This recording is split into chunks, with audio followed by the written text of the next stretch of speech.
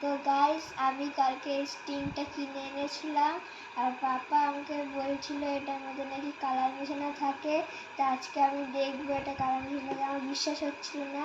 তো চল, এখানে রিং আছে আমার কাছে আর এখানে স্টিং আছে, মিশিয়ে দেখবো কি হয়। তো গাইস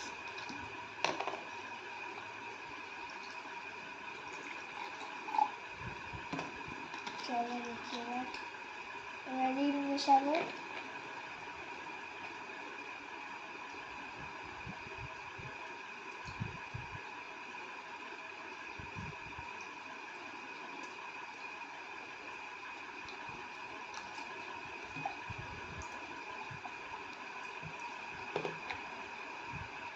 গাইস সত্যিকারের রং উঠে গেছে, এখন দেখতে পাচ্ছ তোমরা গাইস। তা আমি এখন আর এটা খাবো না এবার থেকে। তো গাইস টাটা।